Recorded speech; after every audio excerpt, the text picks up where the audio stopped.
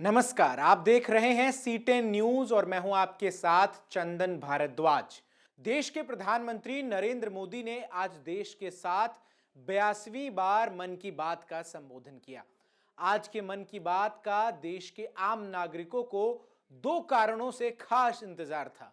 पहली वजह तो यह थी कि देश ने बीते हफ्ते अपने नागरिकों को 100 करोड़ वैक्सीन देने का रिकॉर्ड बनाया था, जिसके बाद सबको इंतजार था कि पीएम देश के लोगों से क्या कहते हैं। दूसरी बड़ी वजह जिस कारण आज के मन की बात का विपक्ष खास तौर पर इंतजार कर रहा था, वो थी कि देश में लगातार पेट्रोल और डीजल के दाम बढ़ रहे थे।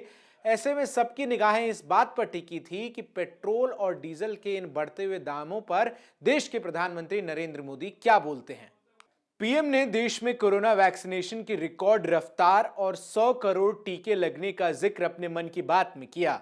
साथ ही दीपावली समेत अन्य त्योहारों के दौरान लोगों से सावधानी बरतने की अपील की ताकि कोरोना को फैलने से रोका जा सके।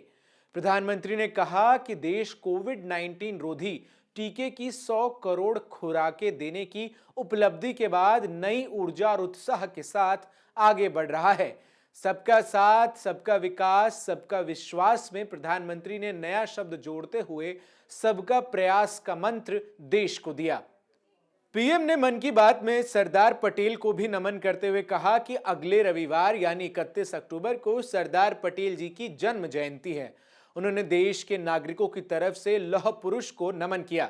राष्ट्रीय एकता दिवस का जिक्र कर पीएम ने कहा, हम सभी का यह दायित्व है कि हम एकता का संदेश देने वाली किसी न किसी गतिविधि से जरूर जुड़ें। पीएम देश के वैक्सीनेशन रिकॉर्ड पर तो बोले, पीएम दीपावली से पहले की तैयारियों पर भी बोले, पीएम ने राष्ट्रीय एकता दिवस को लेकर भी सभी से मन की बात की। लेकिन प्रधानमंत्री नरेंद्र मोदी ऐसा लगता है मानो पेट्रोल डीजल के रोज बढ़ते हुए दाम पर कुछ बोलना भूल गए। कितना अच्छा होता ना अगर देश के प्रधानमंत्री अपने मन की बात में देश के नागरिकों को रोज बढ़ते पेट्रोल और डीजल के दामों से हो रही पीड़ा को खुद से जोड़ते और भले ही दाम कम होते या ना होते, एक बार कहने को ही कह देते कि हां देशवासियों, मैं आपके साथ हूं।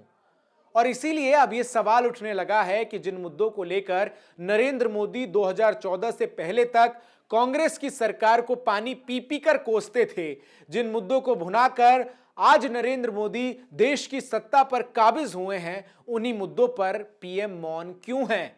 ये सवाल क्यों उठ रहे हैं, इसका एक नमूना चलिए आपको दिखाते हैं। साल का रिपोर्ट कार्ड के कुछ ही घंटों में उन्होंने देश में जिस प्रकार से पेट्रोल के दाम बढ़ा दिए, ये दिल्ली सरकार की शासन चलाने की नाकामयाबी का जीता जागता सबूत है।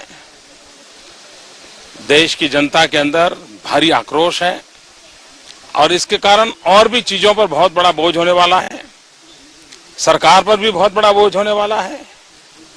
मैं आशा करूंगा कि प्रधानमंत्री जी देश की स्थिति को गंभीरता से लें और पेट्रोल के दाम बढ़ाए हैं उसको वापस करें। कितना अच्छा होता अगर पीएम पहले की तरह ही अब भी त्योहारों से पहले बढ़ती महंगाई को लेकर आम लोगों से दुख दर्द बांटते। लोगों को अपने पीएम से उम्मीद थी कि अपने मन की बात में कुछ उनके भी मन की बात होती, कुछ राहत आम जनता को मिलती, लेकिन ऐसा नहीं हुआ। महंगाई पर पीएम मौन रह गए। बहरहाल विपक्ष बढ़ती महंगाई, रोज बढ़ते पेट्रोल डीजल के दाम को लेकर सरकार पर हमलावर है। इसी कड़ी में कांग्रेस नेता राहुल गांधी ने ट्वीट कर सरकार पर तंज कसा कि पेट्रोल और डीजल के दामों पर टैक्स डकैती बढ़ती जा रही है, कहीं चुनाव हो तो थोड़ी रोक लगे। ऐसे में अब यह देखना दिलचस्प होगा कि बढ़ती महंगाई से आने वाले समय में आम जनता को राहत मिलती है या नहीं, और पेट्रोल डीजल के बढ़ते दामों में ब्रेक लगता है या नहीं। आप देख रहे थे C10 न्यूज। देश और दुनिया की तमाम खबरों के लिए जुड़े रहिए हमारे साथ।